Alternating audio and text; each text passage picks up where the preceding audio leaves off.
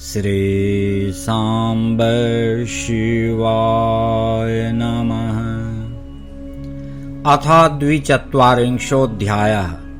42वां अध्याय।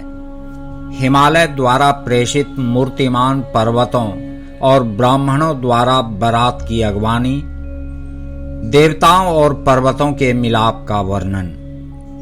ब्रह्मा जी बोले, गिरिराज हिमालय सर्वव्यापी शिवजी को अपने नगर के निकट आया हुआ सुनकर बड़े प्रसन्न हुए।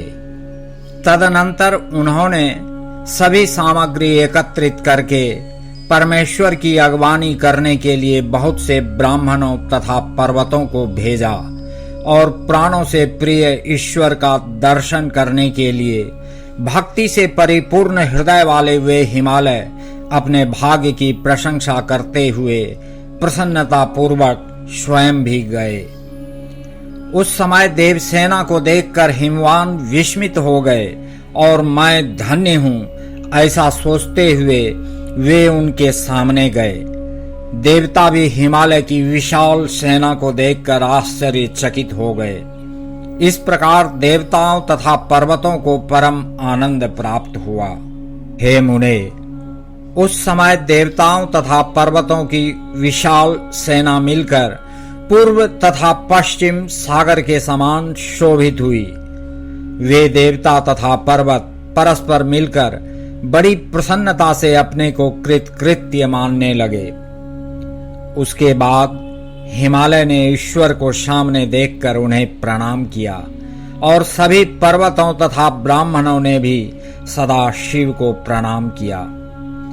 हिमालय ने वृषभ पर सवार प्रसन्न मुख वाले नाना अलंकारों से शोभित अपने दिव्य शरीर की शोभा से दिगंतरों को प्रकाशित करने वाले अत्यंत सूक्ष्म तथा नवीन रेशमी वस्त्र से शोभित विग्रह वाले, सिर पर रत्नों से जटित मुकुट धारण किए हुए, हंसते हुए शुभ्र कांति वाले, सर्पों के अलंकारों से सुशोभित अंग वाले, अंगों की अद्भुत प्रभा वाले, दिव्य कांति से संपन्न, हाथों में चवर धारण किए देवताओं द्वारा सेवित, बाईं ओर अच्युत, दाहिनी ओर ब्रह्मा, पृष्ठ भाग में इंद्र और पीछे तथा पार्श्व भाग में देवता आदि से शोभायमान, अनेक विध देवता आदि के द्वारा स्तुत, संसार का कल्याण करने वाले, अपनी इच्छा से शरीर धारण करने वाले,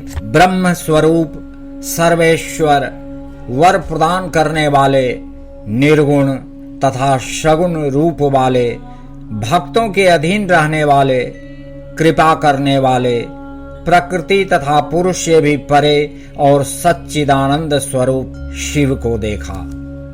हिमालय ने प्रभु के दक्षिण भाग में गरुड़ पर सवार तथा नाना प्रकार के आभूषणों से सुसज्जित अच्युत श्री हरि को देखा।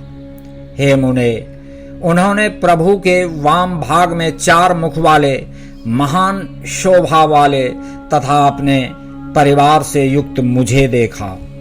इस प्रकार शिव के परम प्रिय हम दोनों सुरेश्वरों को देखकर गिरीश ने परिवार सहित आदर से प्रणाम किया।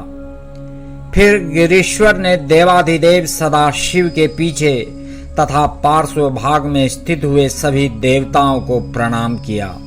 इसके बाद शिवजी की आज्ञा से गिरिराज हिमालय आगे होकर अपने नगर में प्रविष्ट हुए।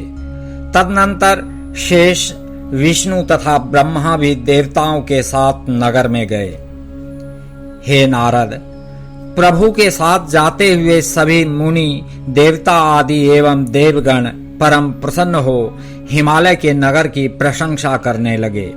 उसके बाद हिमालय सुरम्य तथा निवास के योग्य बनाए गए अपने शिखर पर देवता आदि को ठहराकर स्वयं वहां चले गए जहां वेदी बनी थी। उसे चौकोर तथा तोरणों से विशेष रूप से सुसज्जित कराकर स्नान दानादि क्रिया कर उन्होंने विधि पूर्वक वहां का निरीक्षण किया। तदनंतर पर्वतराज हिमालय ने विष्णु आदि संपूर्ण वर्ग से युक्त शिव के समीप अपने पुत्रों को भेजा। वे पर्वतराज परम प्रसन्न हो अपने बंधु गणों के साथ महान उत्सव पूर्वक वर का यथोचित आचार करना चाहते थे। तब उन पर्वत पुत्रों ने वहां जाकर अपने वर्गों के सहित विराजमान उन शिव को प्रणाम करके शैलेश्वर की वह प्रार्थना सुनाई। तत्पश्चात वे पर्वत पुत्र उनकी आज्ञा से अपने घर चले गए और प्रसन्न होकर शैलराज से बोले कि अब लोग आ रहे हैं, हे मुने। इस पर शिवजी सहित विष्णु आदि समस्त देवता गिरिराज की वह प्रार्थना सुनकर परम प्रसन्न और अत्यंत आह्लादित हो गए। उसके बाद सभी देवता, मुनि गण तथा अन्य लोग उत्तम वेशभूषा धारण करके प्रभु के साथ पर्वतराज के घर गए। उस अवसर पर मैना ने शिवजी को देखना चाहा और हे मुने, प्रभु को देखने के लिए उन्होंने आप मुनि श्रेष्ठ को बुलवाया।